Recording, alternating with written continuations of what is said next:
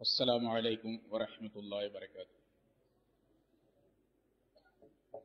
الحمد لله نحمده ونستعينه ونستغفره ونؤمن به ونتوكل عليه ونعوذ بالله من شرور أنفسنا ومن سيئات أعمالنا من يهده الله فلا مضل له ومن يضلله فلا هادي له ونشهد أن لا إله إلا الله وحده لا شريك له ونشهد أن سيدنا ونبينا مولانا محمدا عبده ورسوله أرسله الله بالحق بشيرا ونذيرا وداعيا إلى الله بإذنه وسراجا منيرا. أما بعد فقد قال الله تعالى في كلامه القديم: أعوذ بالله من الشيطان الرجيم بسم الله الرحمن الرحيم. خذ من أموالهم صدقة تطهرهم وتزكيهم وصل عليهم إن صلاتك سكن لهم والله سميع عليم. صدق الله العظيم. கண்ணியத்திற்குரிய சிறப்பான இந்த பேரவையின் தலைவர் அவர்களே, சங்கைக்குரிய ஆலிம் பெருமக்களே, இங்கே நடுநிசியை தாண்டியும் ஆர்வமாக அமர்ந்திருக்கின்ற பெரியோர்களே, சகோதரர்களே, ஜமாஅத்துல் உலமாவின் சார்பாக ஏற்பாடு செய்யப்பட்ட இந்த கூட்டம் நல்ல பல கருத்துக்களை புனிதமான இந்த இரவிலே மக்களுக்கு வழங்குவதற்காக வேண்டி ஏற்பாடு செய்யப்பட்டிருப்பது மிகச்சிறந்த ஒரு அம்சமாகும்.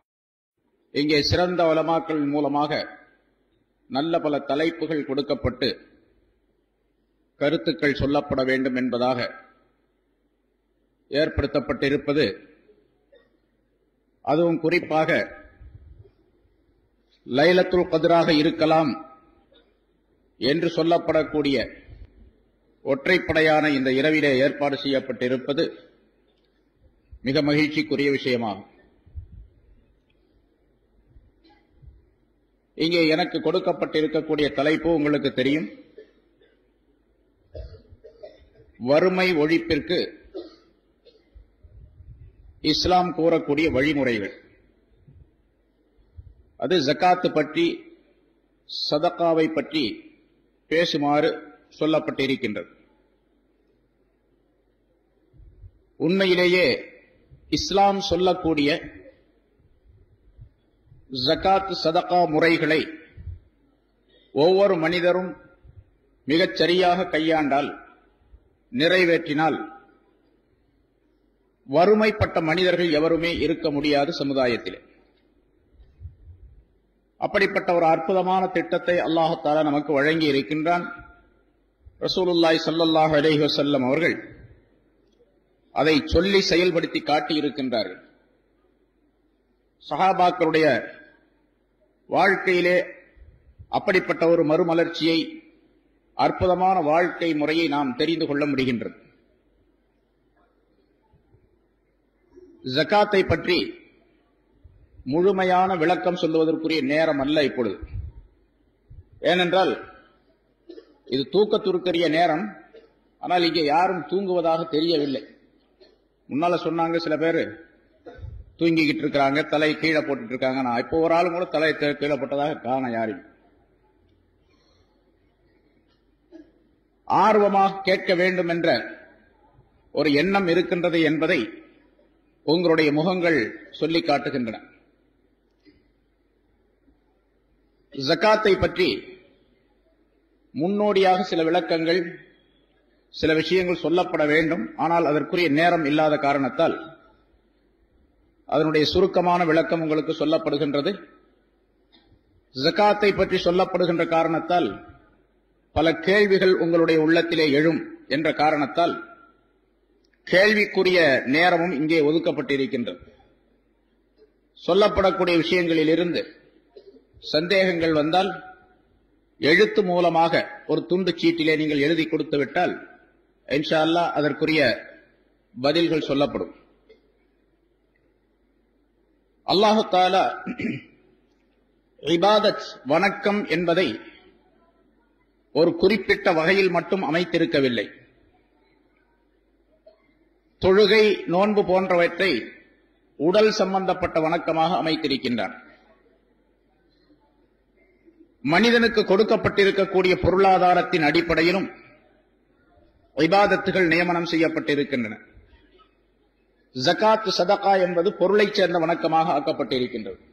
இபாதத்தே மாலி என்பதாக சொல்லப்படும். அதே போன்று ஹஜ் என்பதை பொருள் சம்பந்தப்பட்ட, உடல் சம்பந்தப்பட்ட அனைத்து துறையில் உள்ள வணக்கமாக அல்லாஹ் தஆலா ஹஜ்ஜை அமைத்து வைத்திருக்கின்றான்.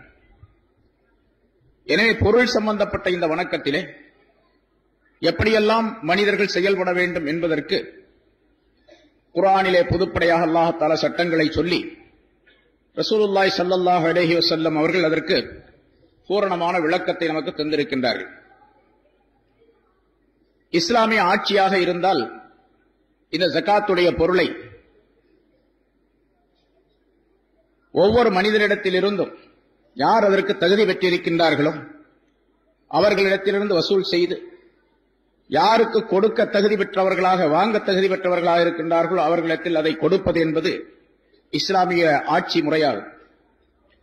அல்லாஹு தஆலா ரசூலுல்லாஹி ஸல்லல்லாஹு அலைஹி வஸல்லம் அவர்களுக்கு கட்டளையிடும் பொழுது, "ஹுது மின் அம்வாலிஹிம் ஸதகத்தன் துத்தஹிருஹும் வ துஸக்கீஹிம்", நபியே அவர்களுடைய பொருள்களில் இருந்து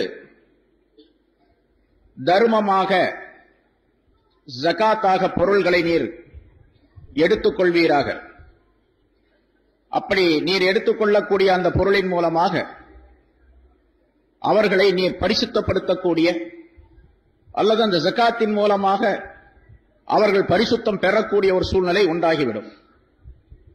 அந்த பரிசுத்தம் என்பது வெளித்தோற்றமான பரிசுத்தம் மட்டுமல்ல, அவர்களுடைய அகப்பரிசுத்தம், மனப்பரிசுத்தமும் அவர்களுக்கு ஏற்பட்டுவிடும். துத்தஹிருஹும் வ துஸக்கீஹிம் என்ற இரண்டு வார்த்தைகளை சொல்லியதின் மூலமாக வெளித்தோற்றமான சுத்தமும் அந்தரங்கமான மனப்பரிசுத்தமும் அவர்களுக்கு ஏற்படக்கூடிய வகையை ஜகாத்துடைய பொருளை நீர் பெறுவதன் மூலமாக அவர்களுக்கு ஏற்படுத்தி தருவீராக என்று அல்லாஹ் தஆலா சொல்லுகின்றார். வஸல்லி அலைஹிம், யார் ஜகாத் பொருளை கொடுக்கின்றாரோ அவருக்கு நீர் துஆ செய்வீராக. இன்ன ஸலாத்தக ஸகனுல் லஹும், உம்முடைய துஆ அவர்களுக்கு அமைதியை தரக்கூடியது, நிம்மதியை தரக்கூடியது என்பதாக அல்லாஹ் குறிப்பிடுகின்றார். இந்த ஆயத்திலே ஜகாத்துடைய பொருளை கட்டாயமாக வசூல் செய்ய வேண்டும் என்று அல்லாஹ் தஆலா கட்டளையிடுகின்றார். இஸ்லாமிய ஆட்சி முறையாக இருந்தால் ஒவ்வொரு மனிதரிடத்திலும் எவ்வளவு பொருளாதாரம் இருக்கின்றது என்பதை கணக்கெடுத்து, ஒவ்வொரு மனிதரிடத்திலும் அவருடைய பொருளாதாரத்தை கணக்கெடுத்து அதற்குரிய ஜகாத்தை அவரிடத்திலிருந்து வசூல் செய்வதற்காக வேண்டி சில மனிதர்களை நியமனம் செய்ய வேண்டும் என்பது அல்லாஹ் தஆலாவுடைய கட்டளையாகும். ரசூலுல்லாஹி ஸல்லல்லாஹு அலைஹி வஸல்லம் அவர்கள் அந்த அடிப்படையிலே ஆமிலீன்கள் என்று சொல்லப்படக்கூடிய வசூலகர்களை ஏற்படுத்தி ஒவ்வொருவருடைய சொத்தையும் கணக்கெடுத்தார்கள். அந்த அடிப்படையில் அவர்களிடத்திலிருந்து ஜகாத்தாக வசூல் செய்யப்பட்டது என்ற வரலாற்றை நாம் பார்க்கின்றோம். ஜகாத் என்பது பொருளாதாரம் உடைய மனிதர்களுக்கு அல்லாஹ்வினால் விதியாக்கப்பட்ட கட்டாய கடமையான ஒன்று. கட்டாயமாக ஜகாத் கொடுக்க வேண்டும், அந்த தர்மத்தை கட்டாயமாக நிறைவேற்ற வேண்டும். அது பொருளாதாரம் உடையவர்களுக்கு. பொருளாதாரம் என்று சொன்னால் எவ்வளவு பொருள் இருந்தால் ஜகாத்து கொடுக்க வேண்டும் என்பது பற்றியுள்ள சட்டங்கள் எல்லாம் நாம் படித்து தெரிந்திருக்கின்றோம். இருந்தாலும் சில விஷயங்களை நாம் புரிந்து கொள்வதற்காக வேண்டி, தெளிவாக தெரிந்து கொள்வதற்காக வேண்டி திரும்ப திரும்ப அதனை கேட்பது, படிப்பது என்பது கட்டாயமாகும். ஜகாத்துடைய அளவு இருக்கின்றதே அதற்கு நிசாப் என்பதாக சொல்லப்படும். குறைந்தபட்ச அளவு, இவ்வளவு பொருள் இருந்தால் ஜகாத்து கொடுக்க வேண்டும் என்ற விதிமுறை ஏற்படுகின்றதே அதற்கு பெயர் நிசாபு என்பதாக சொல்லப்படும். ஜகாத்துடைய, அதாவது பொருளாதாரத்துடைய மினிமம், குறைந்தபட்ச அளவு. ஜகாத்துடைய பொருள் ரசூலுல்லாஹி ஸல்லல்லாஹு அலைஹி வஸல்லம் அவருடைய காலத்திலே தங்கம், வெள்ளி என்ற இரண்டு வகையான பொருள்கள் புழக்கத்திலே இருந்தன. அது செலாவணியாக அந்த காலத்திலே இருந்தது. அதே போன்று கால்நடைகள் சொத்துக்களாக இருந்தன. பிறகு நிலபுலன்கள் இருந்தன, தோட்டம் துறவுகள், நிலங்கள் என்பவையெல்லாம். பொருள் சம்பந்தப்பட்ட விஷயத்திலே தங்கம் வெள்ளி என்பது அடிப்படையாக ஆக்கப்பட்டிருக்கின்றது. அதை வைத்துத்தான் பொருளை நிர்ணயம் செய்வது மதிப்பிடப்பட்டு இருக்கின்றது. தங்கத்திலே ரசூலுல்லாஹி ஸல்லல்லாஹு அலைஹி வஸல்லம் அவர்கள் சொல்லக்கூடிய அளவை வைத்து 20 மிஸ்கால் என்பதாக ஹதீஸிலே குறிப்பிடப்படுகின்றது. அது ஆய்வாளர்களினுடைய ஆய்வின்படி, அறிஞர்களுடைய ஆய்வின்படி இந்த காலத்திலே உள்ள அளவுக்கு 87.5 கிராம் தங்கம், 87.5 கிராம் தங்கம் ஒருவரிடத்தில் இருந்தால் அதிலிருந்து அவர் ஜக்காத்து கொடுக்க வேண்டும். 87.5 கிராமுக்கு குறைவாக ஒருவரிடத்தில் இருந்தால் அவர் மீது ஜக்காத்து விதியாகாது. 87.5 கிராம் தங்கம் இருக்க வேண்டும். அதாவது 11 சவரனுக்கு அரை கிராம் குறைவாக இருக்கின்றது. இவர் அந்த பொருளில் இருந்து ஜக்காத்து கொடுக்க வேண்டும். 87.5 விட அதிகமாக இருந்தால் முழுமைக்கும் சேர்த்து 2.5%, 40 ஒரு பங்கு ஜக்காத்து கொடுக்க வேண்டும். அதை கவனத்தில் வைத்துக் கொள்ள வேண்டும். ஏன்னா சில பேர் 87.5 கிராமுக்கு மேல இருந்தா ஜக்காத்து கொடுக்கணும் என்று சொல்லும் பொழுது அதுக்கு மேல இருக்கிறதுக்கு மட்டும் கொடுத்துறாங்க, அதிகமா இருக்கிறதுக்கு மட்டும். 100 கிராம் ஒருத்தர் தெரிஞ்சுன்னு வச்சுங்க, 87.5 போக மீதி இருக்கக்கூடிய அந்த அளவுக்கு மட்டும் ஜக்காத்து கொடுப்பது என்பதாக நினைத்துக் கொண்டு செயல்படக்கூடியவர்கள் இருக்கின்றார்கள். அப்படி அல்ல. 100 கிராம் இருந்துச்சுன்னு சொன்னா 2.5 கிராம் ஜக்காத்து கொடுக்கணும். 87.5 விட அதிகமாக இருக்கக்கூடிய நேரத்தில் எவ்வளவு இருக்கின்றதோ அவ்வளவுக்கும் சேர்த்து முழுமைக்கும் ஜக்காத்து கொடுக்கப்பட வேண்டும். அதிலிருந்து 2.5% கொடுக்க வேண்டும். இந்த தங்கம் என்பதிலே அது எப்படிப்பட்ட முறையில் அது இருந்தாலும் சரி அதற்கு ஜக்காத்து நிறைவேற்றப்பட வேண்டும். நகைகளாக இருந்தாலும் அல்லது தங்க கட்டியாக இருந்தாலும் பாத்திரங்களாக இருந்தாலும் ஒரு மனிதரிடத்திலே இருக்கக்கூடிய அந்த தங்கத்தில் 87.5 கிராம் அது எப்படிப்பட்ட பொருளாக இருந்தாலும் சரி அதிலிருந்து கொடுக்கப்பட வேண்டும். இமாம் ஷாஃபி ரஹ்மத்துல்லாஹி அலைஹி அவர்கள் இதிலிருந்து ஒரு விதிவிலக்கை சொல்லித் தருகின்றார்கள். பெண்கள் வழக்கமாக அணியக்கூடிய ஆபரணங்கள் அணிகலன்களாக அவர்களிடத்தில் இருந்தால், சாதாரணமாக ஒவ்வொரு நாட்டிலையும் ஒவ்வொரு ஊர்லயும் சில பெண்களுக்கு பழக்கங்கள் இருக்கு. கழுத்துல ஒரு செயின் போட்டிருப்பாங்க, கைகளில் வளையல் போட்டு இருப்பார்கள், காது மூக்குகளிலே ஆபரணங்கள் போட்டு இருப்பார்கள். இப்படி வழக்கமாக அவர்கள் அணியக்கூடிய ஆபரணங்களாக இருந்தால், தங்க நகைகளாக இருந்தால் அதற்கு ஜகாத்து கிடையாது. அணியக்கூடிய இது ஷாஃபி மதஹ்புல தான். அதனால எல்லாருமே ஹனஃபிய மதஹ் பூரா ஷாஃபி மதமா மாறி உடனே இப்படி எல்லாம் தந்திரத்தை கையாளுவது என்பதும் கூடாது. அதையும் கவனிக்கணும். ஹனஃபி மதஹபை சேர்ந்தவர்கள் இப்படித்தான் செய்ய வேண்டும். ஷாஃபி மதஹப்காரர்களுக்கு அவர்களுக்கு விதிவிலக்கு உண்டு. இப்படி செய்யறவங்களும் உண்டு. பெஞ்சாதி ஷாஃபியா இருப்பாங்க, கணவர் ஹனஃபியா இருப்பாரு, அல்லது கணவர் ஷாஃபியா இருப்பாரு, பெண்ஜாதி ஹனஃபியா இருப்பாங்க. இப்ப மனைவியா ஷாஃபியாக இருக்கக்கூடிய இந்த கணவரிடத்தில் தன்னுடைய பொருளை கொடுத்து வைத்துவிட்டு, நகையை கொடுத்து வைத்துவிட்டு திரும்ப அந்த ஜக்காத்துடைய காலம், அதாவது வருஷத்திற்கு ஒரு தடவை ஜக்காத்து கொடுக்கப்பட வேண்டும். வருஷத்துக்கு ஒரு தடவை கொடுக்கணும், வயசுக்கு ஒரு தடவை கொடுக்கறது இல்ல. ஏன்னா ஒருத்தர் கேட்டாரு, ஏன் ஜக்காத்து ஹஜ்ரத் ஜக்காத்து வருஷத்துக்கு வயசுக்கு ஒரு தடவையா வருஷத்துக்கு ஒரு தடவையா அப்படின்னு கேட்டாரு. வருஷம் அல்லாஹ் தஆலா தினந்தோறும் செய்ய வேண்டிய சில கடமைகளை ஏற்படுத்தி இருக்கின்றான். ஆண்டுக்கு ஒரு தடவை செய்ய வேண்டிய சில கடமைகளை ஏற்படுத்தி இருக்கின்றான். ஆயுளிலே ஒரு தடவை செய்ய வேண்டிய கடமைகளையும் அல்லாஹ் தஆலா நியமனம் செய்திருக்கின்றான். ஜக்காத்து, நோன்பு என்பதெல்லாம் ஒவ்வொரு ஆண்டும் அது கடைபிடிக்கப்பட வேண்டியவை, கட்டாயமாக செய்ய வேண்டியவை. சரி, இப்போ ஷாஃபி மதஹபை சேர்ந்தவர்களுக்கு சில விதிவிலக்கு உண்டு. பெண்கள் வழக்கமாக அணியக்கூடிய ஆபரணங்களுக்கு ஜக்காத் என்பது கிடையாது. ஆனா எவ்வளவு அணிய வேண்டும் என்று நாட்டினுடைய வழக்கம் இருக்கின்றதோ அதை நாம் தெரிந்து கொள்ள வேண்டும். அந்த முறைப்படிக்கு அதற்கு ஜக்காத்து விதிவிலக்கு உண்டு என்பதை நாம் கவனித்துக் கொள்ள வேண்டும். அதனால எல்லா நகைகளையும் தூக்கி போட்டுக்கிட்டு இதுக்கு ஜக்காத்து கிடையாது என்பதாக நினைத்தால் அல்லாஹுக்கு தெரியும் இவங்க வழக்கமா போட்டுக்கிட்டு இருக்கக்கூடிய நகை எவ்வளவு, இவங்க எவ்வளவு தந்திரம் செய்கின்றார்கள் என்று அல்லாஹுக்கு தெரியும். அதனால அல்லாஹ் தஆலாவுடைய அந்த பிடியிலிருந்து அவர்கள் விடுபட்டு விட முடியாது. அதை நன்றாக நாம் நினைவில் வைத்துக் கொள்ள வேண்டும். சரி, இப்போ தங்கத்திலே 87.5 கிராம் இருந்தால் ஜக்காத் வாஜிபாகும். அது தங்கமாக கொடுத்தாலும் சரி, அல்லது அதனுடைய விலையை மதிப்பிட்டு அதிலிருந்து 40 ஒரு பங்கு, 100 கிராம் மதிப்புள்ள தங்கம் ஒரு இடத்தில் நகைகளாக இருக்கின்றன. அது எவ்வளவு விலை மதிப்பு பெறுகின்றதோ அதிலிருந்து 40 ஒரு பங்கு, 2.5% ஜகாத்து கொடுத்து விட வேண்டும். வெள்ளியாக இருந்தால் ஸல்லல்லாஹு அலைஹி வஸல்லம் அவருடைய ஹதீஸிலே 200 திர்ஹங்கள் என்பதாக சொல்லப்பட்டு இருக்கின்றது. அது இன்றைய கணக்கு படிக்கு 612.5 கிராம் வெள்ளி. 612.5 கிராம் ஒருவரிடத்தில் வெள்ளி இருந்தால் அதிலிருந்து ஜகாத் வாஜிப், அதாவது 2.5% கொடுக்கப்பட வேண்டும். இப்போ நம்ம நாட்டில் இருக்கக்கூடிய எல்லா நாடுகளிலும் இப்போ நோட்டுகள், செலாவணி, கரன்சிகள் இருக்கின்றன. ஒவ்வொரு நாட்டிலும் ஒவ்வொரு விதமான பணம் புழக்கத்திலே இருக்கின்றது. ரசூலுல்லாஹி ஸல்லல்லாஹு அலைஹி வஸல்லம் உடைய காலத்திலே இருந்து 2 விதமான பொருள்கள் தான், நாணயங்கள் தான் இருந்தன, நோட்டுகள் கிடையாது. தங்கம், வெள்ளி, தீனார், திர்ஹம் என்ற பெயரிலே அந்த தங்கமும் வெள்ளியும் செலாவணிகளாக இருந்து வந்தன. அதற்கு பிறகு இப்படி மூட்டை மூட்டையாக அந்த நாணயங்களை சுமக்க முடியவில்லை என்ற காரணத்தால் அதனுடைய மதிப்பீட்டுக்கு நோட்டுகள் செய்ய ஆரம்பித்தார்கள். அரசாங்கத்தின் மூலமாக அது வெளியிடப்பட்டது. இப்ப அது காலம் முழுவதும் நடைபெற்றுக் கொண்டு இருக்கின்றது.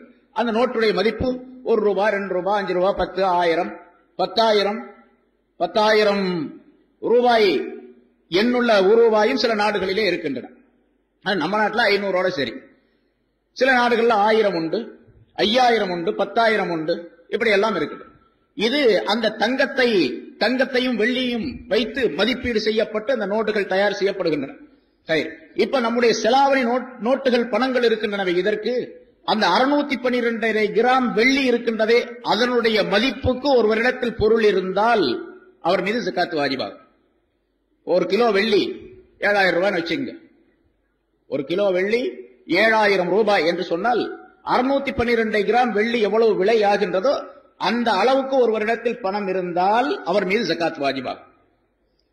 சில பேர் சொல்லுவாங்க தங்கத்தை மதிப்பிட்டு, சில பேர் அப்படி சில குழப்பங்கள் செய்து கொண்டிருக்கக்கூடிய சில வாலிபர்கள், மனிதர்கள் இருக்காங்க, அவங்க சொல்லக்கூடிய கருத்து, அதாவது தங்கத்தை வைத்துத்தான் மதிப்பிட்டு பொருளை கணக்கிட வேண்டும் என்பதாக. அப்படி கிடையாது. உலமாக்களுடைய ஏகோபித்த அபிப்பிராயம் என்று பத்துவா தீர்ப்பளிக்கப்பட்ட சொல் என்னவென்று சொன்னால், வெள்ளியை வைத்துத்தான் இந்த பணத்தை கணக்கிட வேண்டும். 612.5 கிராம் உதாரணமா 7000 ரூபாய் அப்படின்னு சொன்னா 612 கிராம் ஒரு 4000 ரூபாய் ஆகுதுன்னு வச்சுங்க. இந்த 4000 ரூபாய் ஒரு மனிதனிடத்தில், உதாரணத்துக்காண்டி சொல்ற 4000 அல்ல, கணக்கு கரெக்டா போட்டுக்கணும். நீங்க 612.5 கிராம் வெள்ளி என்ன விலை ஆகின்றதோ அந்த விலையை கணக்கு போட்டுக்கணும். அந்த 4000 ரூபாய் ஒரு மனிதனிடத்தில் இருந்தால் அவர் மீது ஜகாத் வாஜிப். ஆனா 4000 ரூபாய் இப்பதான் அவர்கிட்ட கிடைச்சிருக்குது. இந்த மாசத்துல ரமலான் மாசம் பிற 23வது நாள் அன்று இன்னைக்கு தான் 4000 ரூபாய் வந்திருக்குது. இன்னைக்கே ஜகாத் வாஜிப் இல்லை, அவர் மீது கடமை இல்லை. அதற்கும் சில சட்டங்கள், நிபந்தனைகள் இருக்கின்றன. கிடைத்த அந்த பொருள் இன்றிலிருந்து அடுத்த ஆண்டு ரமலான் மாதம் பிற 23வது நாள் வரைக்கும் அவரிடத்தில் இருக்க வேண்டும். 1 வருஷம் போகணும். ஹவுலானுல் ஹவுல், 1 வருஷம் வரைக்கும் அந்த பொருள் அவரிடத்தில் இருக்க வேண்டும். இடையில போகுது வருது, அதை பத்தி பிரச்சனை இல்லை. அடுத்த வருஷம் இதே பிறை, ஏன்னா அந்த 1 வருஷம் அப்படின்னு கணக்கு போடுறது ஆங்கில கணக்கை போடக்கூடாது, சந்திர கணக்கைத்தான் அது ஏற்படுத்த வேண்டும். பிறை கணக்கிலே அடுத்த ரமலான் மாதத்திலே எந்த மாதத்திலே அவருக்கு கிடைத்திருக்கின்றதோ அதிலிருந்து 1 வருஷம் கழிச்ச பின்னால அதே மாதத்திலே அதே நாளிலே அவரிடத்தில் அந்த பொருள் அதற்கு மேலாக, இப்ப 4000 ரூபாய் மினிமம் என்பதாக சொன்னோம். அடுத்த ஆண்டு பிற 23வது நாள் ரமலான் மாதத்தில் அவர் பார்க்கும் பொழுது அவரிடத்தில் 40,000 ரூபாய் இருக்குன்னு வச்சுங்க. இப்ப 40,000 ரூபாய்க்கு ஒரு 1000 ரூபாய் ஜகாத்து கொடுக்கணும். இந்த வருஷம் இப்ப 4000 ரூபாய் இருந்துச்சு, அவர் ஒரு வியாபாரம் செய்தார், அதிலே பொருள் பெருகியது. அடுத்த ஆண்டு பார்க்கும் பொழுது 40,000 ரூபாய் இருக்கிறது என்று சொன்னால் அதிலிருந்து அவர் ஜகாத்து கொடுக்க வேண்டும். சரி, அடுத்த வருஷம் வந்துச்சு, இருக்கக்கூடிய அந்த பொருள் குறைந்து விட்டது, இவர்களுக்கு அந்த மினிமம் குறைந்தபட்ச அளவு இல்லை என்று சொன்னால் இப்ப ஜகாத் அவர் மீது விதியில். ஆக 1 வருஷம் செல்ல வேண்டும். 1 வருஷத்திற்கு பின்னால் தான் அது முடிவு செய்யப்படும். இவர் மீது ஜகாத் வாஜிபாகின்றதா இல்லையா என்பது பற்றி முடிவு செய்யப்படும். இப்போ இந்த இருக்கக்கூடிய இந்த பொருளாதாரத்திலே நாம் செலவு செய்யக்கூடிய செலாவணி என்ற இந்த நோட்டு பணங்கள் இருக்கின்ற இதுல 612.5 கிராம் வெள்ளியினுடைய மதிப்பீடு எவ்வளவோ அவ்வளவு பொருள் ஒரு மனிதரிடத்தில் வந்த நாள், கிடைத்த நாளில் இருந்து 1 ஆண்டு கழித்தால் அவர் மீது ஜகாத் வாஜிபாகும். 2.5% அது கொடுக்கப்பட வேண்டும். இப்ப அந்த பொருள் அதே போன்று வியாபார சரக்குகளாக அவரிடத்தில் இருந்தாலும் ஜகாத் கொடுக்கப்பட வேண்டும். ஒரு காசு பணத்துக்கு மட்டுமல்ல, ஒருத்தர் வியாபாரம் செய்கின்றார், அந்த வியாபார பொருளுக்கும் ஜகாத்து உண்டு. அது எந்த வியாபாரம் செய்தாலும் சரி, வியாபார பொருளாக இருந்தால் அந்த பொருளுக்கு ஜகாத்து உண்டு. ஒருவர் ஒரு ஜவுளி கடை வச்சிருக்காருன்னு வச்சுங்க, அப்ப ஜவுளி கடையில் இருக்கக்கூடிய துணிமணிகள் இருக்கின்றனவே, அவர் வியாபாரம் செய்யக்கூடிய துணிமணிகள், அவை அனைத்தையும் மதிப்பிட்டு அதிலிருந்து 2.5% ஜகாத்து கொடுக்க வேண்டும். லாபத்துக்கு மட்டுமல்ல, இருக்கக்கூடிய பொருளுக்கு அவரிடத்தில் எவ்வளவு முதலீடு இருக்கின்றதோ அந்த முதலீட்டுக்கு ஜகாத்து கொடுக்கப்பட வேண்டும். ஆனால் அந்த கடையில் இருக்கக்கூடிய தளவாட சாமான்கள் இருக்கின்றன, பர்னிச்சர்கள், ஷோகேஸ்கள், மற்ற அலங்கார பொருள்கள், அவர் டெக்கரேஷன் செய்த செலவுகள், அதுக்கெல்லாம் கிடையாது. இருக்கக்கூடிய தளவாட சாமான்களுக்கு ஜகாத்து கிடையாது. இவர் விற்பனை செய்வதற்காக வைத்திருக்கக்கூடிய சரக்குகள், பொருள்களுக்கு மட்டும் ஜகாத்து உண்டு. ஆனா பெரும்பாலும் நம்ம பார்க்கிறோம், ஒரு மதிப்பீட்டின் முறையிலே ஜகாத்து கொடுக்கப்படுகின்றதே தவிர அதை சரியாக கணக்கெடுத்து ஜகாத்து கொடுப்பவர்கள் மிக மிக குறைவாகவே இருக்கின்றார்கள் நம்முடைய சமுதாயத்தில். ஒருத்தர் மளிகை கடை வச்சிருக்காருன்னு வச்சுங்க, எல்லா சரக்குகளையும் ஸ்டாக் எடுத்து இவ்வளவு பொருள் இருக்கின்றது என்று கணக்கிட்டு ஜகாத்தை கொடுப்பதில்லை. ஒருத்தர் கேட்டார், இன்னைக்கே நேத்த கேட்டார், அந்த பொருளுக்கு ஜகாத்து கொடுக்கும் பொழுது, இருக்கக்கூடிய கடையில் இருக்கக்கூடிய சரக்குகளுக்கு ஜகாத்து கொடுக்கும் பொழுது வாங்கின விலையை கவனிப்பதா விற்பனை விலையை கவனிப்பதா அப்படின்னு கேட்டார். அது ஒரு நல்ல கேள்வி. வாங்கின விலையை கவனிச்சு ஜகாத்து கொடுக்கணுமா, விற்பனை விலையா? கடையில சரக்கு இருக்குது, ஒரு மளிகை கடை என்று வைத்துக் கொள்வோம், நிறைய சரக்குகள் இருக்கின்றன. 1,00,000 ரூபாய்க்கு அவர் கொள்முதல் செய்திருக்கின்றார். ஆனால் அந்த 1,00,000 ரூபாய் கொள்முதல் செய்யப்பட்ட அந்த பொருளை அவர் விற்பனை செய்தால் 1.15 அல்லது 1.20 அல்லது 1.25 விற்கலாம். 10% வச்சா 1.10, 15% அப்படின்னு வச்சு வித்தாருன்னு சொன்னா 1.15, 20-25% அவர் அதிகமாக லாபம் வைத்து வித்தால் 1.25 லட்சம் ரூபாய் ஆயிடும். இப்ப வாங்கின கொள்முதல் விலையிலிருந்து தான் கொடுக்கப்பட வேண்டுமே தவிர விற்பனைக்குரிய விலையிலிருந்து கொடுக்கப்படுவதல்ல. இப்ப ஏன்னா அவர்கிட்ட இருக்கக்கூடிய சரக்கு 1,00,000 ரூபாய்க்கு அவர் கொள்முதல் செய்திருக்கின்றார். இப்ப 1,00,000 ரூபாய்க்கு தான் அவர் ஜகாத் வாஜிப். சரி, அந்த 1,00,000 ரூபாய்க்குரிய அந்த பொருளை உடனடியாக சேல்ஸ் பண்ணி விட்டார், வித்துட்டாருன்னு வச்சுங்க. ஒரு 2 நாள்ல 4 நாள்ல அந்த பொருள் வித்து போச்சு. வித்த பிறகு 1,25,000 ரூபாய் வருதுன்னு வச்சு, இப்ப 1,25,000 ரூபாய்க்கு அவர் ஜகாத்து கொடுக்கணும். சரக்காக இருக்கும் பொழுது 1,00,000 ரூபாய், விற்பனை செய்து விட்டால் லாபத்தொகையும் சேர்த்து கிடைக்கின்றது என்று சொன்னால் அது அந்த நாளுக்குள்ளே கிடைத்து விட்டால், இவர் ஜகாத்து கொடுக்க வேண்டிய காலம் அளவு இருக்கின்றதே அந்த காலத்திற்குள்ளே கிடைத்து விட்டால் அதற்கு ஜகாத்து கொடுக்க வேண்டும். லாபத்திற்கும் சேர்த்து ஜகாத்து கொடுக்கும். சரக்காக இருக்கும் பொழுது கொள்முதல் செய்யப்பட்ட அந்த கணக்கை மட்டும் கொள்ள வேண்டும். அதே மாதிரி தளவாட சாமான்கள் எல்லாம் நீக்கப்பட வேண்டும். இது இந்த பணங்கள், தங்கம், வெள்ளி, காசுகள் ஆகியவற்றிலே ஜகாத்து கொடுப்பதை போன்றே சரக்குகளுக்கும், இருக்கக்கூடிய வியாபார சரக்குகளுக்கும் ஜகாத்து கொடுக்கப்பட வேண்டும். அசையா பொருள்கள், அசையா சொத்துக்கள் என்று சொல்லப்படக்கூடிய வீடு, மனைகள், அதே போன்ற நிலங்கள் ஆகியவற்றிற்கெல்லாம் ஜகாத்து கிடையாது. ஒரு பெரிய பில்டிங் வச்சிருக்காரு, ஒரு 10 மாடி கட்டடம் அவரிடத்தில், அல்லது 10 வீடுகள் அவரிடத்தில் இருக்கின்றன, 10 கட்டடங்கள் இருக்கின்றன. இந்த கட்டடங்களுக்கு ஜகாத்து கிடையாது. கட்டடங்களில் இருந்து என்ன வருமானம் வருகின்றதோ அதற்கு மட்டும் அவருக்கு ஜகாத்து உண்டு. கட்டடங்களுக்கு ஜகாத்து கிடையாது. அதே போன்று ஒரு நிலம் வைத்திருக்கின்றார், அந்த நிலம் எவ்வளவு எத்தனை ஏக்கராக இருந்தாலும் சரி, நிலத்திற்கு ஜகாத்து கிடையாது. நிலத்திலிருந்து என்ன பொருள் விளைந்து வருகின்றதோ அதற்கு ஜகாத். ஆனா அந்த ஜகாத்து தனியானது. அது இந்த 2.5% அப்படிங்கிறது அல்ல.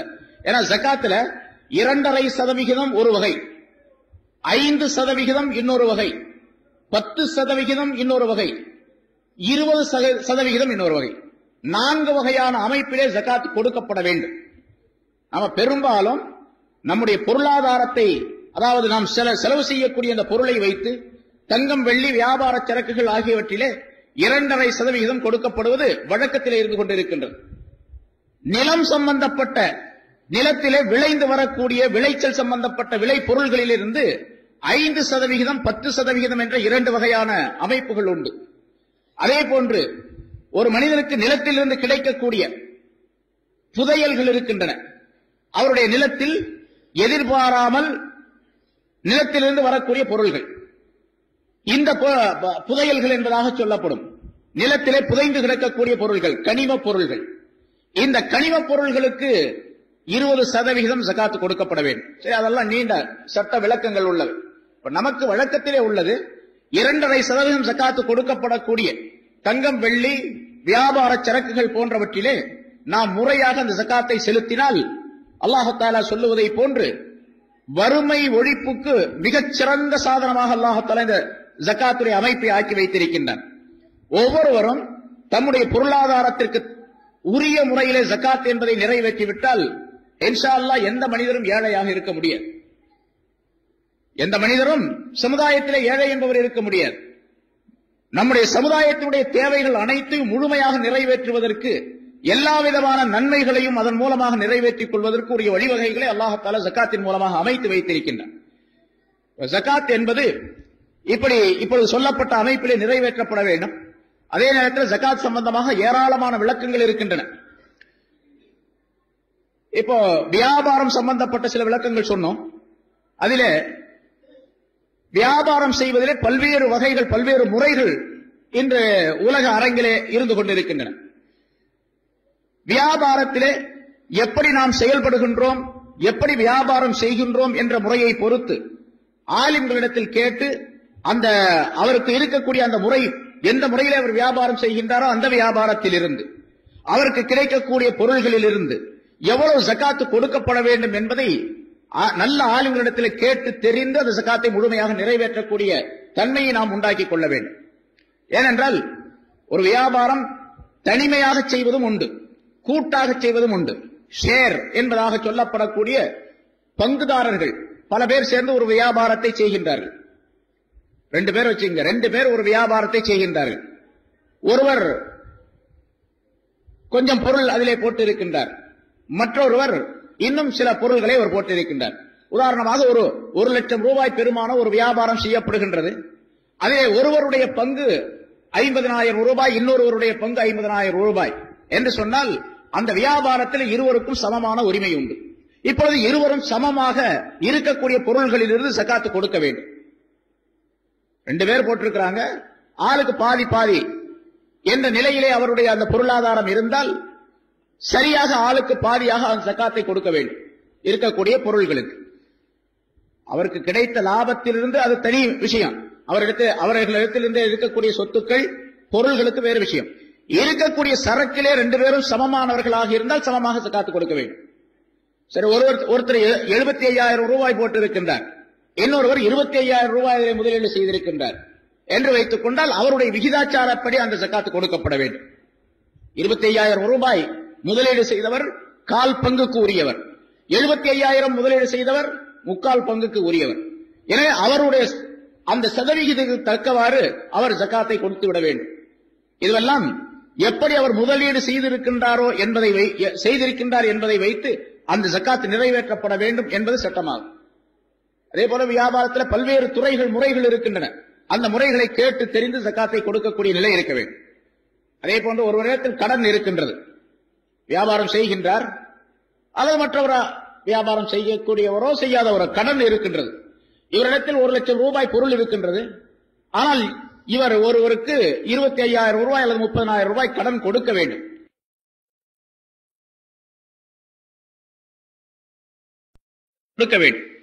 ஒருவர் வியாபாரியாக இருக்கின்றார். வியாபாரிகள் பெரும்பாலும் கடன் கொடுக்கல் வாங்கல் என்பது சர்வசாதாரணமாக தொடர்ந்து நடைபெறக்கூடிய ஒரு விஷயம். வியாபாரம் சம்பந்தப்பட்ட விஷயத்திலே வியாபாரம் செய்கின்றார். இவர் கொடுக்க வேண்டிய கடன் இருக்கின்றது, இவருக்கு வர வேண்டிய நிலுவையும் கடன்களும் இருக்கின்றன. இந்த நிலையில இவர் எப்படி ஜகாத்து கொடுப்பது என்றால் அந்த கடன் தொகையை பொறுத்து அதனுடைய முறைகளை நாம் கணக்கிட வேண்டும்.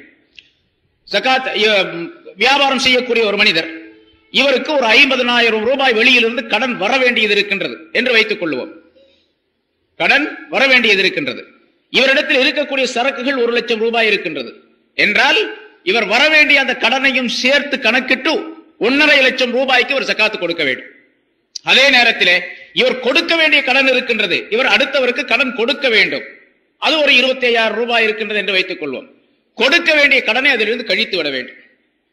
கொடுக்க வேண்டிய கடனை கழித்து விட்டு வர வேண்டிய கடனை சேர்த்து கொண்டு கணக்கு பார்த்து ஜகாத்து கொடுக்கப்பட வேண்டும். சரி, இந்த வர வேண்டிய கடன் இருக்குது பாருங்க, அந்த கடன்ல 3 வகையான அமைப்புகள் இருக்கின்றன. இவருக்கு வந்து சேர வேண்டிய கடன்களிலே 3 வகையான நிலைகள் இருக்கின்றன. சில பேர் கடன் கொடுத்திருப்பார், அந்த கடன் நிச்சயமாக வந்து சேரும் என்ற எண்ணம் உறுதி இவரிடத்தில் இருக்கின்றது. ஏனென்றால் கடன் கொடுத்ததற்காக வேண்டி அவர் எழுதி வாங்கி இருக்கின்றார், அல்லது நம்பிக்கையான ஒரு மனிதரிடத்தில் கடன் கொடுத்திருக்கின்றார். கொடுக்கப்பட்ட அந்த கடன் நிச்சயமாக வந்து சேரும் என்ற உறுதியான எண்ணம் அவருக்கு இருந்தால், உறுதியான நிலை இருந்தால், அந்த கடனுக்கு பேர் தைன கவி, உறுதியான கடன், நிச்சயமாக அது வந்து சேர்ந்து விடும் என்ற நம்பிக்கை அவருக்கு உண்டு. இப்ப அந்த கடனுக்கும் சேர்த்து இவர் ஜகாத்து கொடுக்க வேண்டும். இவருக்கு வர வேண்டிய அந்த கடனுக்கும் சேர்த்து ஜகாத்து கொடுக்க வேண்டும். இன்னொரு கடன் இருக்கிறது, தைன முத்தவசித், நடுநிலையான கடன் என்பதாக சொல்லப்படும்.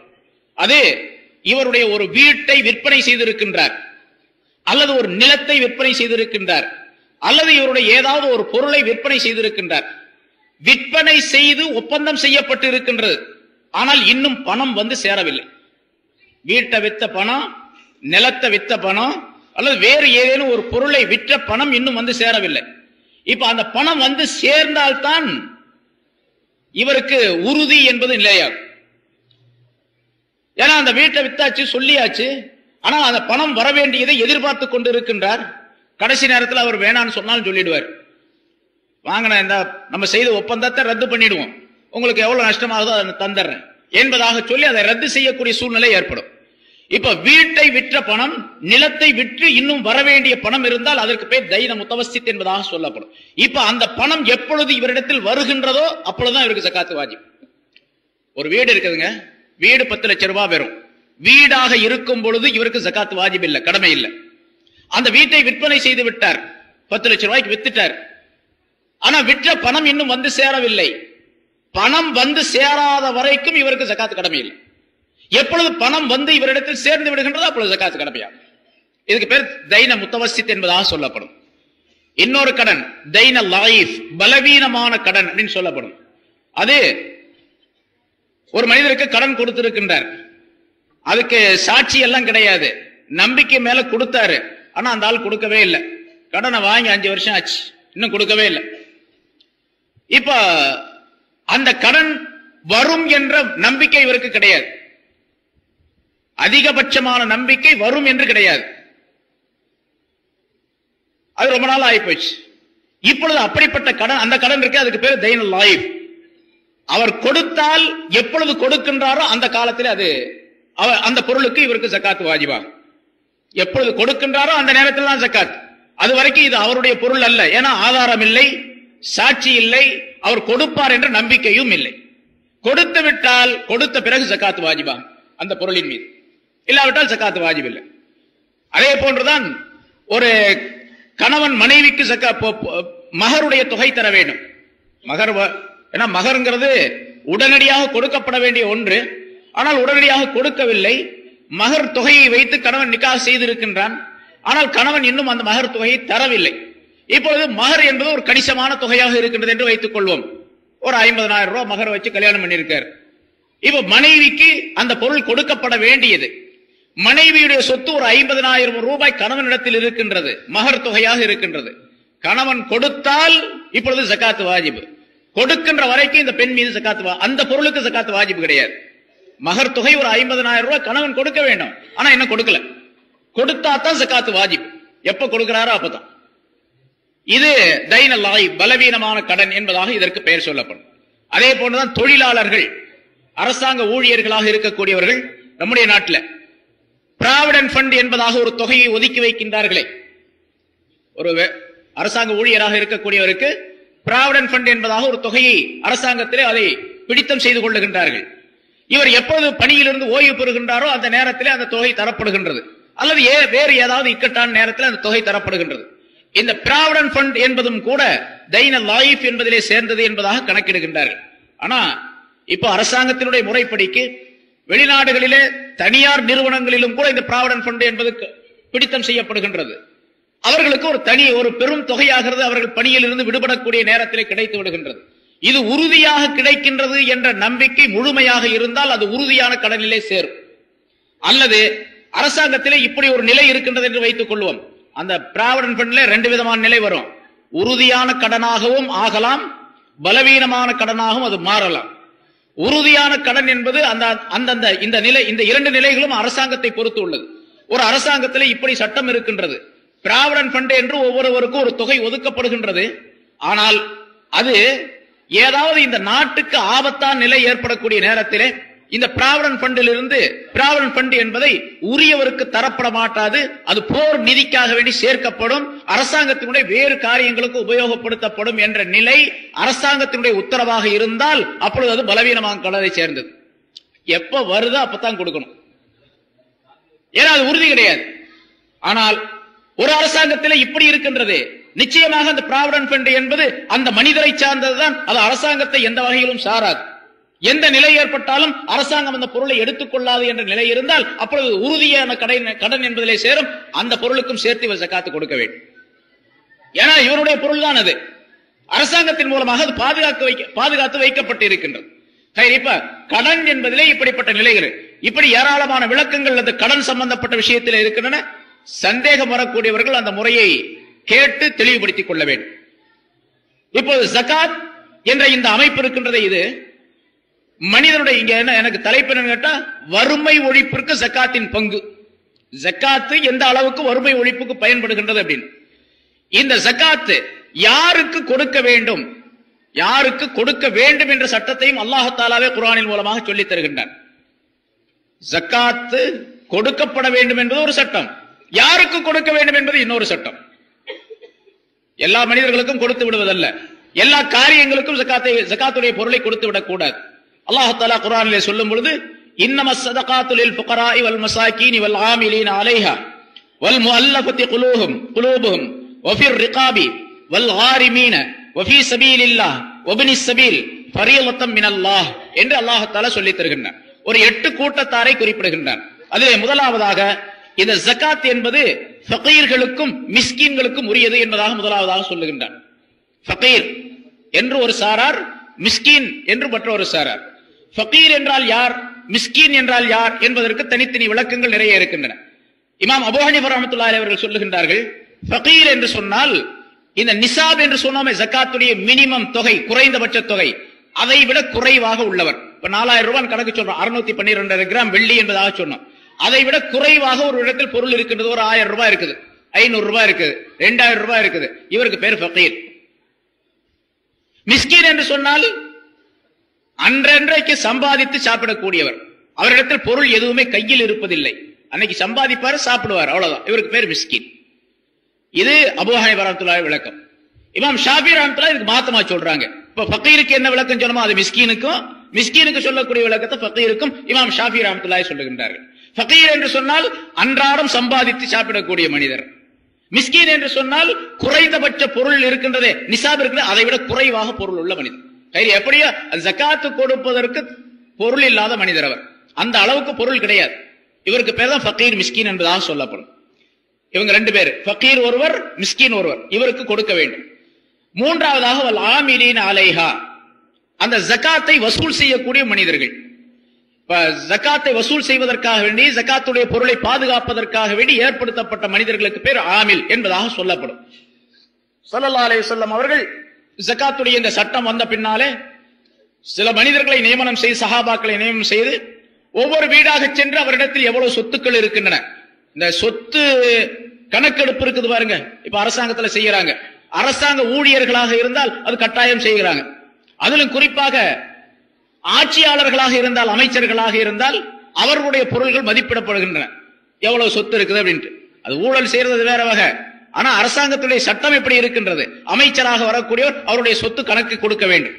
அதே போன்று ஒருத்தர் சட்டமன்ற உறுப்பினராக இருந்தால் அவருடைய சொத்து கணக்கு கொடுக்கப்பட வேண்டும் அரசாங்கத்துக்கு. அதே போல ஸல்லல்லாஹு அலைஹி வஸல்லம் அவர்கள் அதனை ஏற்படுத்தி வைத்தார்கள். இந்த முறை ஏற்படுத்தப்பட்டது இப்பொழுது அரசாங்கத்தின் மூலமாக அல்ல, ரசூலுல்லாஹி ஸல்லல்லாஹு அலைஹி வஸல்லம் அவர்களுக்கு அல்லாஹ் தஆலா சொல்லி அந்த சட்டத்தை ஏற்படுத்தி தந்தார்கள். ஒவ்வொரு வீட்டிலும் சென்று எவ்வளவு சொத்து இருக்கின்றது, எவ்வளவு நிலங்கள் இருக்கின்றன, எவ்வளவு கால்நடைகள் இருக்கின்றன என்பதை கணக்கெடுத்து அந்த வீட்டிலே அவர்கள் வசூல் செய்வார்கள். இப்படி வசூல் செய்யக்கூடிய மனிதர் இருக்கின்றாரே அவருக்கு பெயர் ஆமில் என்பதாக சொல்லப்படும். இந்த வசூல் செய்வதற்காக செல்லக்கூடிய மனிதர்களுக்கும் இந்த ஜகாத்துடைய பொருளில் இருந்து ஊதியம் கொடுக்கலாம், ஜகாத்துடைய பொருளை அவருக்கும் கொடுக்கலாம். அடுத்ததாக வல் முஅல்லஃபதி குலூபுஹும், புதிதாக இஸ்லாத்தை ஏற்றுக்கொண்டவர்கள். அவர்கள் திடீர்னு புதிதாக இஸ்லாத்தை ஏற்றுக்கொண்டிருந்தால் அவர்களுக்கு பலவிதமான சிரமங்கள் ஏற்படும். அதன் காரணமாக இந்த ஜகாத்துடைய பொருளை அவர்களுக்கு கொடுத்து அவர்களை இந்த இஸ்லாத்தில் நிலை பெறச் செய்வது. ஒவ்வொன்றுக்கும் நீண்ட விளக்கங்கள் இருக்கின்றன. சுருக்கமாக இந்த யாரு ஜகாத்து பெற தகுதியானவர்கள் என்பதை நாம் தெரிந்து கொள்ள வேண்டும். அடிமைகளை உரிமை விடக்கூடிய விஷயத்திலும் ஜகாத்து கொடுக்கப்படலாம், ஜகாத்துடைய தொகையை கொடுக்கலாம். இந்த அடிமைகள் அப்படிங்கிறது இப்ப இந்த உலகத்துல யாரும் அடிமைகள் என்பது கிடையாது. இஸ்லாத்தில ஷரியத்தினுடைய முறைப்படிக்கு அடிமை என்பதாக நாம் யாரை சொல்லுகின்றோமோ, அல்லாஹ் குர்ஆனிலே சொல்லுகின்றான், ஸல்லல்லாஹு அலைஹி வஸல்லம் ஹதீஸ்களை சொல்லித் தருகின்றார்கள். அடிமைகள் என்பதாக நாம் கருதுகின்றோமோ சொல்லுகின்றோமோ அந்த அடிமைகள் யாருமே கிடையாது. ஏன்னா அடிமை என்பவர் இஸ்லாத்திலே போர்க்களத்திலே கைதியாக்கப்பட்டு ஜிஹாத் என்ற போர் நடைபெற வேண்டும். ஜிஹாத் என்று இஸ்லாத்திலே ஒன்று உண்டு. அது இந்த தீனை பாதுகாப்பதற்காக வேண்டி, தீனை மேலோங்க செய்வதற்காக வேண்டி, எதிரிகளிடத்திலிருந்து தங்களை தற்காத்துக் கொள்வதற்காக வேண்டி புரியப்படக்கூடிய போருக்கு பெயர் ஜிஹாத் என்பதாக சொல்லப்படும். மற்றவர்களுக்கும் முஸ்லிம்களுக்கும் மத்தியிலே அப்படிப்பட்ட போர் நடைபெற்று அந்த போரிலே கைதிகளாக பிடிக்கப்பட்ட எதிரிகள் இருக்கின்றார்கள், அவர்கள் அடிமைகள் என்பதாக கருதப்படுவார்கள். அப்படிப்பட்ட நிலை, அடிமைத்தனம் என்பது இப்பொழுது அறவே கிடையாது. அடிமைகள் என்பவர்கள் யாரும் கிடையாது. அதனால இந்த அடிமைகளுடைய விஷயத்திலே ஜகாத்துடைய பொருளை செலவு செய்வது என்பது இப்பொழுது கிடையாது. அடுத்ததாக வல் காரிமீன், கடனாளிகள், கடன் பட்டவர்களாக இருந்து கொண்டிருக்கின்றார்கள். அந்த கடனாளிகளுக்கும் ஜகாத்துடைய பொருளிலிருந்து கொடுக்கலாம். அவரிடத்தில் பொருள் இருக்கின்றது, ஆனால் கடன் சுமை அதிகமாக இருக்கின்றது அவருக்கு. அப்படிப்பட்ட அந்த கடனாளிகளுக்கு கடனை நிறைவேற்றுவதற்காக வேண்டி, தீர்த்து வைப்பதற்காக வேண்டி ஜகாத்துடைய பொருளில் இருந்து வழங்குவது. வஃபீ சபீலில்லாஹ், அல்லாஹ்வுடைய பாதையிலே ஈடுபட்டு இருக்கக்கூடியவர். அல்லாஹ்வுடைய பாதையிலே ஈடுபட்டு இருக்கக்கூடியவர் என்பது முதலாவது சொல்லப்பட்டபடி ஜிஹாத், போரிலே ஈடுபட்டு இருக்கக்கூடியவருக்கு பேர் அல்லாஹ்வுடைய பாதையிலே ஈடுபட்டு இருப்பவர். அந்த அல்லாஹ்வுடைய பாதையிலே இருக்கக்கூடியவர், ஈடுபட்டு இருக்கக்கூடியவர் என்ற வரிசையிலே மார்க்க கல்வியை கற்றுக்கொள்ளக்கூடியவர், கற்றுக் கொடுக்கக்கூடியவர், கற்றுக் கொடுக்கக்கூடிய ஆலிம், கற்றுக் கொள்ளக்கூடிய மாணவர், இந்த இரு சாரார்களும் அதிலே சேர்க்கப்படுகின்றார்கள். அதே போன்று அல்லாஹ்வுடைய பாதையிலே என்று சொல்லப்படும் பொழுது ஒருவர் ஹஜ்ஜுக்காக வேண்டி புறப்பட்டு செல்லுகின்றார். அவருக்கு அந்த ஹஜ்ஜுக்கு போதுமான குறைந்தபட்ச பொருள் அவரிடத்தில் இருக்கின்றது. இருந்தாலும் இன்னும் கொஞ்சம் பொருள் அவரிடத்தில் இருந்தால் கொஞ்சம் தாராளமாக அவர் செலவு செய்ய முடியும் ஹஜ்ஜுக்காக வேண்டி என்று இருந்தால் அவருக்காக வேண்டியும் இந்த பொருளை, ஜகாத்துடைய பொருளை கொடுக்கலாம். எட்டாவதாக ஒபினி சபீல், வழிப்போக்கராக இருக்கக்கூடியவர். வேறூரில் இருந்து இங்கே வந்திருக்கின்றார். அவர் வந்த இடத்திலே அவரிடத்திலிருந்து பொருள் சரியாகிவிட்டது, அல்லது பொருளாதாரத்தில் சிரமப்பட்டுக் கொண்டிருக்கின்றார்.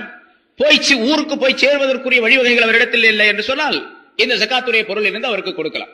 சரி, இங்க 8 கூட்ட விளக்கங்கள் நிறைய சொல்ல வேண்டியதற்கு நேரம் இல்லாது. இந்த 8 கூட்டத்தார்களிலே அந்த முதல்ல சொல்லப்பட்டபடி அடிமைகளுக்காக வேண்டி செலவு செய்தல், ஜகாத்து பொருளை கொடுத்தல் என்பது இப்பொழுது கிடையாது, அதை விட்டுடும்.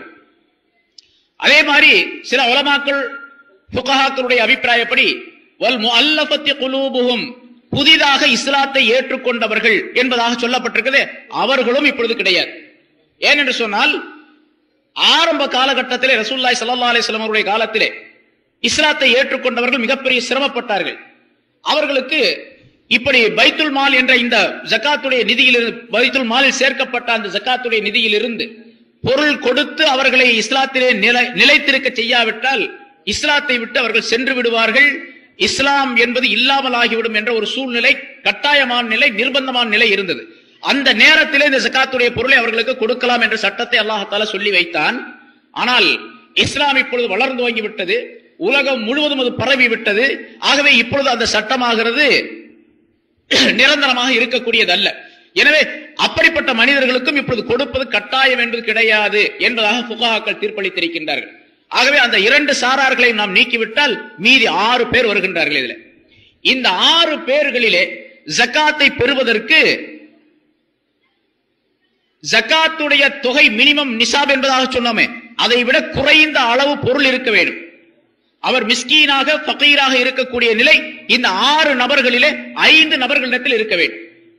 ஒரே ஒருவர் வல் ஆமிலீன அலைஹா என்று சொன்னோமே, அல்லாஹ் தஆலா சொல்லி காட்டினானே, அதாவது அந்த ஜகாத்துடைய பொருளை வசூல் செய்வதற்காக வேண்டி ஜகாத்துடைய பொருள் வசூல் செய்யக்கூடிய பணிகளிலே ஈடுபட்டு இருக்கக்கூடிய அந்த மனிதர் அவர் வசதி பெற்றவராக இருந்தாலும், அவர் ஜக்காத்து கொடுக்கக்கூடியவராக இருந்தாலும் கூட, கொடுக்கக்கூடிய அளவுக்கு பொருளாதாரம் உடையவராக இருந்தாலும் கூட, ஜக்காத்துடைய பொருளில் இருந்து அவருக்கு சம்பளமாகவோ அல்லது வேறு வகை ஊதியமாகவோ அவருக்கு கொடுக்கலாம் என்பதாக சட்டம் சொல்லப்பட்டது. மற்றவர்கள் அனைவரும் ஏழ்மையாக இருக்க வேண்டும் என்ற நிபந்தனை உண்டு அவர்களுக்கு.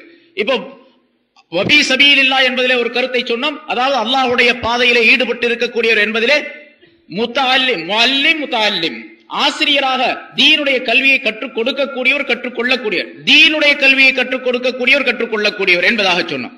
அப்படி கற்றுக் கொடுக்கக்கூடிய ஆலிமோ மாணவரோ அவர் ஏழ்மை நிலை உடையவராக இருக்க வேண்டும். அவர் வசதி பெற்றவராக இருக்கின்றார், ஆலிமாக இருக்கின்றார், முத்தஅல்லிமாக இருக்கின்றார், மாணவராக இருக்கின்றார் சொன்னா அவருக்கு கொடுக்க கூடாது. ஏழையாக இருப்பது நிபந்தனையாக, ஏழையாக இல்லாவிட்டால் அவருக்கு கொடுக்க கூடாது. இதை நாம் கவனத்தில் கொள்ள வேண்டும். அதே போல இப்ப புதிதாக இந்த இஸ்லாத்திலே பல்வேறு குழப்பமான கருத்துக்களை சொல்லிக் கொண்டிருக்கக்கூடியவர்கள், இந்த ஜக்காத்து பெறக்கூடியவர்களுக்கு பல்வேறு விதமான மாற்று கருத்துக்களை சொல்லக்கூடியவர்களும் இருக்கின்றார்கள். நான் ஒவ்வொரு வருஷம் சொல்றது உண்டு, ஒவ்வொரு வருஷமும் எழுதிக்கிட்டு இருக்கிறாங்க. இந்த பத்திரிகைகள் இருக்கின்றன, பத்திரிகைகளும் ஃபீ சபீலில்லாஹ்ல சேர்ந்ததுதான், அல்லாஹ்வுடைய பாதையில தான் நாங்களும் பத்திரிகை நடத்திக்கிட்டு இருக்கிறோம். ஆகவே எங்களுடைய பத்திரிகைகளுக்கும் பத்திரிகை நடைபெறுவதற்கும் உங்களுடைய ஜக்காத்துடைய பொருளை அனுப்புங்கள் என்பதா அந்த பத்திரிகையிலே எழுதுறான். எந்த பத்திரிகையும் ஃபீ சபீலில்லாஹ்ல சேர்ந்தது கிடையாது. எந்த உலமாக்களும் எந்த ஃபுகாக்களும் இந்த சட்டத்தை சொல்லி தரவில்லை. ஃபீ சபீலில்லாஹ் என்பதிலே முதல் நிலை பெறக்கூடியவர் முஜாஹித், போராளி, இரண்டாவது முஅல்லிம், மூணாவது முத்தஅல்லிம், மாணவர், ஆசிரியர். அது தீனுடைய கல்வியை கற்றுக் கொடுக்கக்கூடியவராக இருக்க வேண்டும், கற்றுக்கொள்ளக்கூடியவராக இருக்க வேண்டும். அடுத்தது நான் சொன்னபடி, அதாவது ஹஜ்ஜுக்கு செல்லக்கூடியவர், அவர் ஏதாவது ஒரு சந்தர்ப்பத்தின் காரணமாக பொருளாதாரம் குறைவாக இருக்கின்றது என்று சொன்னால் ஜக்காத்துடைய பொருள் இருந்து அவருக்கு கொடுக்கலாம். இந்த சட்டத்தை நாம் தெரிந்து கொள்ள, ஏன்னா ஃபீ சபீலில்லாஹ், நாங்களும் ஃபீ சபீலில்லாஹ் தான் இருக்கிறோம், எங்களுக்கும் கொடுங்க என்று சொல்லிக் கொண்டு வரக்கூடியவர்கள் பலர் இருக்கிறாங்க. அதை ஜாக்கிரதையாக கவனித்துக் கொள்ள வேண்டும். அதே போன்று ஜக்காத்து கொடுப்பதிலே ஜக்காத்துடைய பொருளை அந்த மிஸ்கீன், ஃபகீர் என்று சொல்லப்படக்கூடிய ஏழ்மை நிலை உடையவர்களுக்கு தம்லீக், உரிமையாக்க வேண்டும், பொருளை உரிமையாக்க வேண்டும். இவரிடத்தில் வைத்துக் கொண்டு அந்த பொருளை அவருக்கு கொடுப்பதாக நியத்து செய்தால், அல்லது அவரிடத்தில் இருக்கக்கூடிய கடனுக்காக வேண்டி வசூல் செய்து கொண்டேன் என்று நியத்து செய்தால் செல்லாது. இப்போ உதாரணமாக நம்மள்ட்ட ஒருத்தர் கடன் வாங்கியிருக்கார், ஒரு 1000 ரூபாய் கடன் வாங்கியிருக்கார். அவர் உண்மையிலே ஏழை, ஜக்காத்து வாங்குறதுக்கு தகுதியானவர். இந்த 1000 ரூபாய் இவருக்கு வர வேண்டி இருக்கின்ற காரணத்தால் இவர் என்ன செய்யறாரு, அவருக்கு ஜக்காத்து கொடுக்கிறதாக நியத்து செஞ்சு இவரே வச்சுக்கிறாரு காசு. அவர்கிட்ட சொல்றாரு, நீ 1000 ரூபாய் எனக்கு தரணும், அதனால அதை ஜக்காத்துடைய பொருளை நான் கழிச்சுக்கிறேன், உனக்கு ஜக்காத்து கொடுத்ததாக நான் நியத்து செய்து கொள்ள, நீ வாங்கிட்டதாக நீ செஞ்சுக்கொள் அப்படின்னு சொன்னா அது செல்லாது. இப்ப 1000 ரூபாய் அவர் கொடுக்க வேண்டும். இவர் என்ன செய்யணும் அப்படின்னு கேட்டா, இந்த 1000 ரூபாயை ஒரு தந்திரம், ஒரு அவர் அந்த கடனிலிருந்து அவர் விடுபடுவதற்காக வேண்டியும், இவர் ஜக்காத்துடைய பொருளை அவருக்கு கொடுக்கலாம் என்ற நிலை ஏற்படுவது, கொடுத்தார் என்ற நிலை ஏற்படுவதற்காக வேண்டியும் ஒரு தந்திரம் இப்படி செய்யலாம். 1000 ரூபாய் என்ன பண்ண, அவர்கிட்ட கொடுத்து 1000 ரூபாய் அவர்கிட்ட கொடுக்கணும். கொடுத்து, இது ஜக்காத்துடைய பொருள் உனக்கு கொடுத்துட்டேன், நீ கொடுக்க வேண்டிய அந்த 1000 ரூபாய் கடனை எனக்கு தந்துரு என்று சொல்லி உடனே வாங்கி கொள்ள வேண்டும். ஆனா இப்ப அப்படி கொடுத்தா கொடுப்பாங்களா திருப்பி? அப்படின்னா கொடுக்க மாட்டான் நிச்சயமா. 1000 ரூபாய் கொடுக்குறேன், நீ வாங்கிட்டு திருப்பி எனக்கு தர்ற மாதிரி தந்துருப்பா அப்படின்னு சொன்னா கொடுப்பானா? திருப்பி கொடுக்கவே மாட்டான். போயிட்டு வாங்க ஆஜியார் அப்படின்ட்டு போயிடுவாங்க பாட்டுக்கு. அதனால இப்ப என்ன பண்ணணும்னு கேட்டா, அதுக்கு ஒரு முறையை உலமாக்கள் சொல்லி தருகின்றார்கள். என்ன செய்யணும் கேட்டா, 1000 ரூபாய் அவன் தரணும், நமக்கு கடன் தரணும். இவர் என்ன பண்ணணும், ஒரு 1200 ரூபாயா கொடுக்கணும், அல்லது 1100 ரூபாயை கொடுத்துடணும். தம்பி இந்தாப்பா, உனக்கு ஜக்காத்துடைய காசை நான் கொடுக்குறேன், 1100 ரூபாய் வச்சுக்க, நீ கொடுக்கக்கூடிய ஒரு 1000 ரூபாய் எனக்கு தந்துரு, உனக்கு 100 ரூபாய் லாபம் அப்படின்னு சொல்லிட்டு வாங்கிக்க வேண்டியது. இது ஒரு தந்திரம். இப்ப அதான் எதுக்கு சொல்றா, அந்த பொருளை உரிமையாக்க வேண்டும், தம்லீக் என்பதாக சொல்லப்படும். இவர் தானே வச்சுக்கிட்டு, நீ கொடுக்க வேண்டிய கடனுக்கு நான் அந்த ஜக்காத்துடைய பொருள் நானே வச்சுக்கிறேன் அப்படின்னு பாக்கெட்ல போட்டுக்கிட்டா செல்லாது. அதே போல இந்த மதரசாக்களுக்காக வேண்டி ஜக்காத்துடைய பொருளை கேட்டு வர்றாங்க, கொடுக்குறாங்க பல பேர். மதரசாக்களுக்கு ஜக்காத்துடைய பொருள் கொடுக்கப்படுது. ஆனா கொடுக்கும் பொழுது அவர்களிடத்தில் கேட்டு கொடுக்க வேண்டும். வாங்கக்கூடியவர்களும் அதை விவரம் சொல்லி வாங்க வேண்டும். அந்த மதரசாவில் படிக்கக்கூடிய மாணவர்களுக்கு இந்த பொருளை அவர்களுக்கு நான் உரிமையாக்குகின்றோம், அவர்களுக்கு தேவைப்பட்ட உடை, உணவு, புத்தகங்கள் மற்றும் தேவைப்பட்ட பொருள்களை இந்த பொருளில் இருந்து, இந்த ஜக்காத்துடைய பொருளில் இருந்து வாங்கி அவர்களுக்கு கொடுத்து விடுகின்றோம், அவர்களுக்கு உரிமையாக்கி விடுகின்றோம் என்ற நிலை இருந்தால் அந்த ஜக்காத்துடைய பொருளை கொடுக்கலாம். இல்லாவிட்டால் கொடுக்க கூடாது. ஏன்னா வாங்கிட்டு போறவரு ஆசிரியர்களுடைய சம்பளத்திற்காக வேண்டியோ மதரசாவுடைய பராமரிப்பு செலவுக்காக வேண்டியோ அல்லது வேறு ஏதேனும் கட்டட செலவுக்காக வேண்டியோ செலவழித்தால் அது செல்லுபடியாகாது. அதனால ஜகாத்துடைய பொருளை அந்த ஏழை மாணவர்கள் ஏழை மாணவர்களா இருக்கணும். ஒரு மதரசால படிக்கக்கூடிய எல்லாருமே ஏழை மாணவர்களாக இருப்பது இல்லை. ஜகாத்து கொடுப்பதற்கு தகுதி பெற்ற மாணவர்களும் இருக்கிறாங்க, குடும்பத்தாரில் தகுதி பெற்றவர்களும் இருக்கிறாங்க. அதனால இந்த ஜகாத்துடைய பொருளை உபயோகிப்பதில் மிக ஜாக்கிரதையாக இருக்க வேண்டும். ஆக மதரசாக்களுக்கு ஜகாத்துடைய பொருளை கொடுப்பதானால் தெரிந்து நன்றாக புரிந்து கேட்டு விவரம் கேட்டு அதற்கு பிறகு அதனை கொடுக்க வேண்டும் என்பதையும் நாம் நினைவில் வைத்துக் கொள்ள வேண்டும். ஏன்னா இந்த ரமலான் புனிதமான இந்த ரமலானுடைய மாதத்தில் நிறைய மதரசாவுடைய சந்தாக்களுக்காக வேண்டி வசூலுக்காக வேண்டி வருகின்றார்கள். அந்த நேரத்தில் ஜகாத்துடைய பொருளை கொடுக்கும்போது இதையெல்லாம் நாம் தெரிந்து கொள்ள வேண்டும். ஆனா ஜகாத்துடைய பொருளை கட்டட நிதிக்காக வேண்டி கொடுக்கவே கூடாது, செல்லுபடியாகாது. மஸ்ஜிதுகளுக்காக வேண்டி அல்லது வேறு பராமரிப்பு செலவுகளுக்காக வேண்டி வேறு ஏதேனும் ஒரு தேவைக்காக வேண்டி வருகின்றார், ஒரு கட்டடத்துக்காக வேண்டியோ பராமரிப்புக்காக வேண்டியோ வேறு ஏதேனும் ஒரு காரணத்திற்காக வேண்டியோ வருகின்றார் என்று சொன்னால் கட்டடம் சம்பந்தப்பட்ட விஷயங்களுக்காக வேண்டி ஜகாத்துடைய பொருளை கொடுப்பது செல்லுபடியாகாது. சில பேர் இந்த ஒவ்வொரு மஸ்ஜிதிலையும் நம்ம பார்க்கிறோம், ஜும்மா நாள்ல மற்ற நாள்கள்ல வசூல் செய்யறாங்க, துண்டு ஏந்தி வசூல் செய்யறாங்க. வெளியே போறவங்க ஜகாத்துடைய பொருளை தாராளமா அந்த துண்டுல போட்டு போயிடுறாங்க, மஸ்ஜிதுக்கு வசூல் செய்யறாங்க. ஆனா அதுலயே இந்த ஜகாத்துடைய பொருளை அந்த மஸ்ஜிதுக்காக கொடுத்துட்டு போயிடுறாங்க. அது கேட்கறதும் கிடையாது, விவரம் தெரியறதும் இல்லை. அப்படியே கொடுத்து கொண்டே இருக்கக்கூடிய பல மனிதர்கள் இருக்கின்றார்கள். ஜகாத் அவர்களுக்கு நிறைவேறாது என்பதை நாம் கவனத்தில் கொள்ள வேண்டும். ஜகாத்துடைய பொருளை ஃபகீர் மிஸ்கின் ஏழ்மை உடைய மனிதர்களுக்கு மட்டும் உரிமையாக்கி வைக்க வேண்டும், அவர்களுக்கு அதனை சொந்தமாக்கி வைக்க வேண்டும் என்பதை கவனத்தில் கொண்டு செயல்பட வேண்டும். இப்படி ஏராளமான விளக்கங்கள் இருக்கின்றன. அந்தந்த நேரத்திலே உங்களுக்கு என்னென்ன சந்தேகங்கள் வருகின்றனவோ அந்த சந்தேகத்தை கேட்டு நிவர்த்தி செய்து கொள்ள வேண்டும். இங்க நிறைய சீட்டு வந்துருச்சு. இறைவனால் விதிக்கப்பட்ட ஜகாத்தில் கூட மதுஹப் முறையை காட்டி சலுகை என்பது உண்டா? சலுகை என்பது முறையா? ஹனபி மதுஹபை சார்ந்தவர்கள் மட்டும் ஏன் அணிகலன்களுக்கு ஜகாத் வழங்க வேண்டும், ஷாஃபியாக்களுக்கு மட்டும் சலுகை? இது ஹதீஸ்ல இருக்குது. ஹதீஸ்ல பொதுவா தங்க நகைகளுக்கு ஜகாத் கொடுக்க வேண்டும் அப்படிங்கிறது. அது ஆய்வு செய்யக்கூடிய உலமாக்கள் இமாம்கள் என்ன செய்யறாங்க, அவங்களுடைய ஆய்வுல அவருடைய இஜ்திஹாத் என்று சொல்லப்படக்கூடிய அந்த ஆய்வின் காரணமாக அதுக்கு போட்டிருக்கக்கூடிய நகைகளுக்கு உண்டா இல்லையா அப்படிங்கிற பிரச்சனை வரும் பொழுது இமாம் ஷாஃபி ரஹ்மத்துல்லாஹி அலைஹி அவருடைய ஆய்வின்படி போட்டிருக்கக்கூடிய வழக்கமாக போட்டுக் கொண்டிருக்கக்கூடிய நகைகளுக்கு ஜகாத் தேவையில்லை. அது ஏன்னு கேட்டா அது அவர்கள் வழக்கமாக ஆபரணமாக அவர்கள் அலங்காரத்திற்காக வேண்டி பயன்படுத்தக்கூடிய பொருட்கள் அதற்கு ஜகாத் கிடையாது என்பதாக சொல்லுகின்றார்கள். இது இஜ்திஹாத் என்ற நிலையை சேர்ந்தது. அது அதனால அவர்களுடைய இஜ்திஹாதுடைய ஆய்விலே என்ன சட்டம் அவர்கள் வகுத்து சொல்லி இருக்கின்றார்களோ அது மார்க்கத்தில் அனுமதிக்கப்பட்டு இருக்கின்றது. அதுல போய் பிரச்சனை பண்றதுக்கு நமக்கு அதிகாரம் கிடையாது. அதனால ஷாஃபி ஹனபி என்ற மதுஹபினுடைய முறைப்படிக்கு எப்படி அதுக்கு விளக்கப்பட்டிருக்கோ அந்த விளக்கப்படி நாம் செயல்பட வேண்டுமே தவிர நம்ம போய் அதுல குறுக்கிட்டு இந்த முறை சரியில்லை அந்த முறை சரியில்லைன்னு சொல்றதுக்கு நமக்கு அதிகாரம் கிடையாது. இது முன்னால் நான் நம்ம நிறைய பிரச்சனை செய்யப்பட்டு இருக்கின்றது. மதுஹப் யாரு கூடாதுன்னு சொல்றாங்களோ அவங்க தான் இந்த பிரச்சனை பண்ணணும். மதுஹப் தேவையில்லை, இமாம்கள் தேவையில்லை. இப்ப ஒரு புது கொள்கை இருக்குது பாருங்க, அந்த புது கொள்கையின் படிக்க அங்க போயிட்டே இருக்கிறோம் அப்படின்னு சொல்றவங்க தான் இங்க பிரச்சனை பண்ணுமே தவிர மற்றவர்கள் இந்த பிரச்சனைக்கே வரக்கூடாது. அந்தந்த மதுஹபை சேர்ந்த இமாம்கள் என்ன சட்டங்களை சொல்லி இருக்கிறார்கள் சட்டங்களை கட்டாயமாக கடைபிடிக்க வேண்டும். நம்ம முன்னாலே சொல்லியிருக்கிறேன், பல தடவை சொல்லப்பட்டிருக்குது, நீங்க கேட்டும் இருப்பீங்க. அதை ஷரியாத்தை முழுமையாக பின்பற்ற வேண்டும் என்று சொன்னால் இமாம்களை பின்பற்றி ஆகணும், மதுஹப் பின்பற்றி ஆகணும். மதுஹபை பின்பற்றாமல் நான் ஷரியாத்தை பின்பற்றுகின்றேன் என்று சொல்வது முடியாது. ஏன்னா ஷரியாத் என்பது 4 அமைப்புகளை கொண்டது. குர்ஆன், ஹதீஸ், இஜ்மா, கியாஸ் என்று சொல்லப்படக்கூடிய 4 அமைப்புகளை கொண்டது. 4ல ஒன்னு இல்லாவிட்டால் கூட இந்த ஷரியாத் முழுமை பெறுவது முடியாது அப்படிங்கிறது தெளிவாக சொல்லப்பட்ட விஷயம். அதை கவனத்தில் கொள்ள வேண்டும். அரசு ஊழியருக்கு விபத்து ஏற்பட்டு அதன் மூலம் சிகிச்சை செய்த பணம் வங்கியில் ரூபாய் 20,000 போல் உள்ளது, அதற்கு ஜகாத் கொடுக்க வேண்டுமா?